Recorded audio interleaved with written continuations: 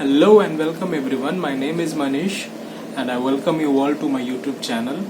As I have discussed in my previous video that I will cover history portion both regarding preliminary exams, keeping in mind both preliminary examinations and mains examinations.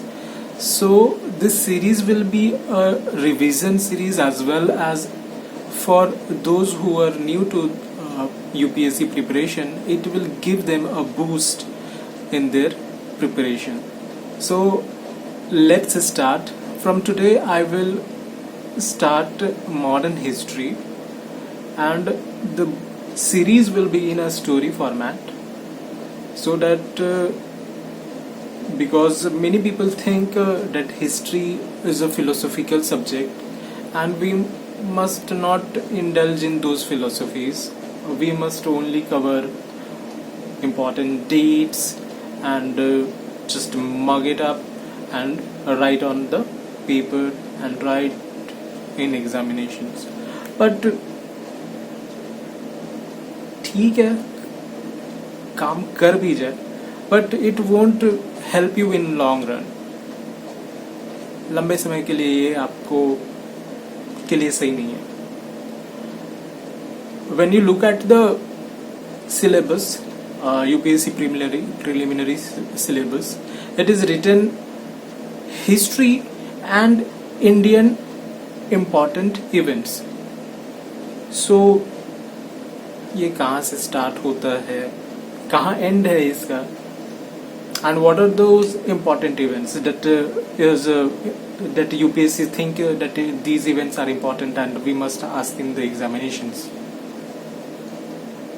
So आज मैं modern history का एक background देने की कोशिश करूँगा कि modern history कहाँ से स्टार्ट होती है और क्या क्या इम्पोर्टेंट इवेंट्स इस दौरान इस स्टार्टिंग फेज में हुए.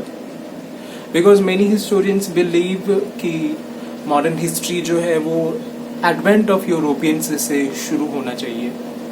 सम people think no, we should start from death of Aurangzeb,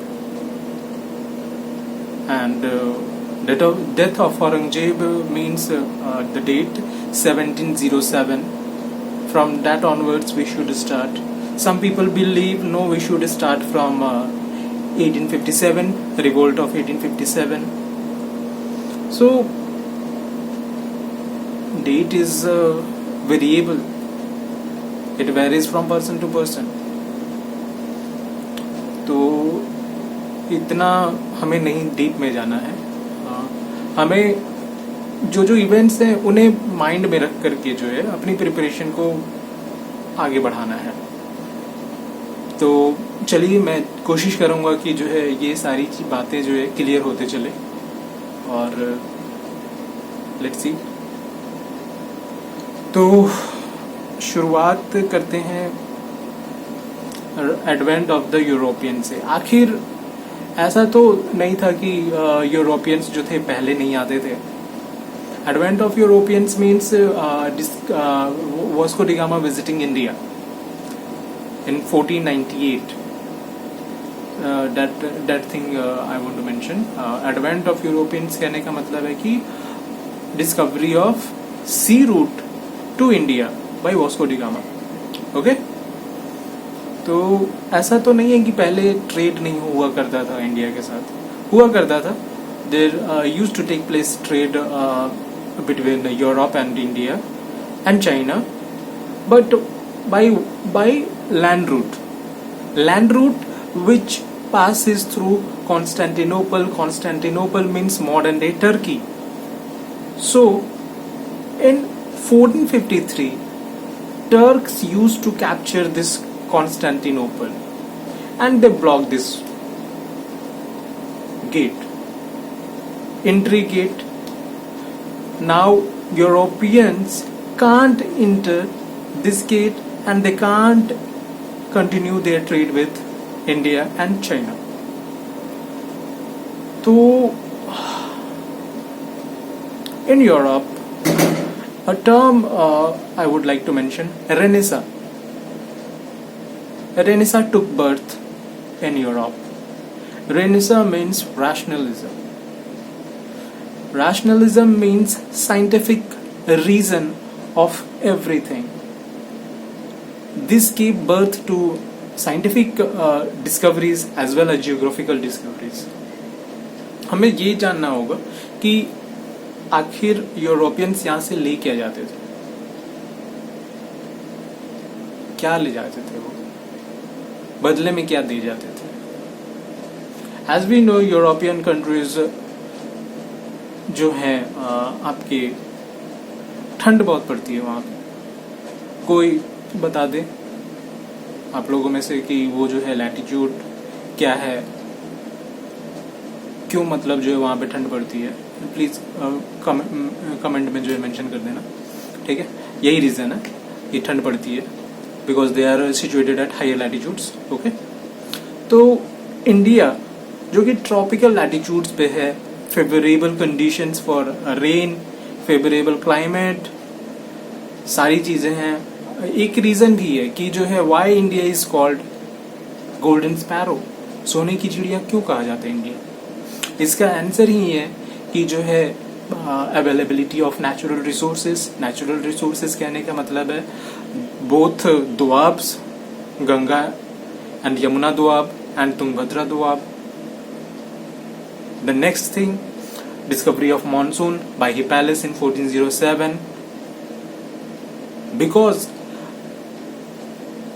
आज के डेट में ठीक है नेविगेशन सिस्टम है, बट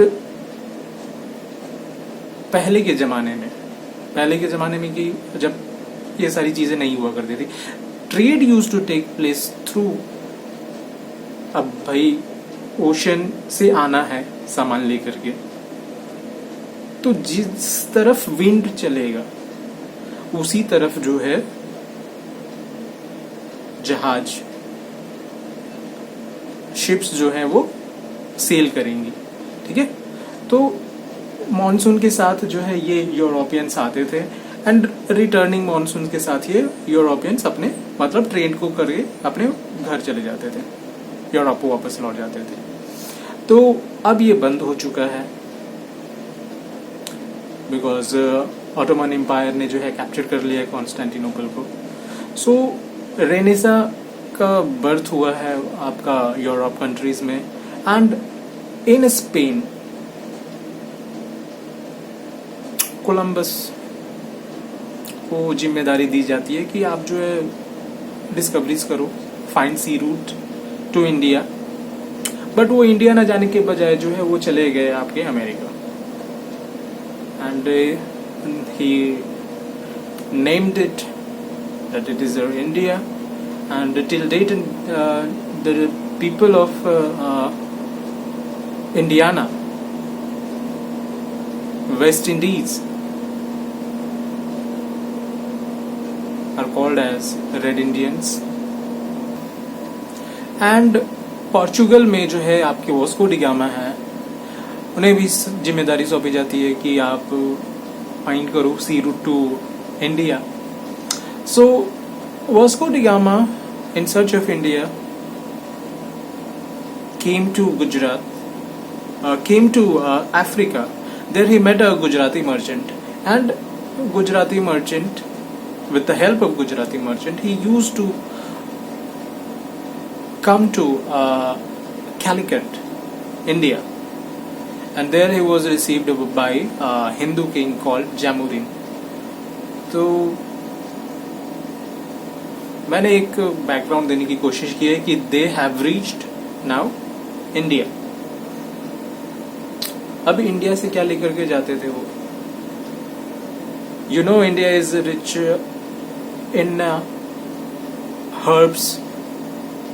Herbs means दाल चीनी यार, फिर उसके बाद काले मिर्च, स्पाइसेस.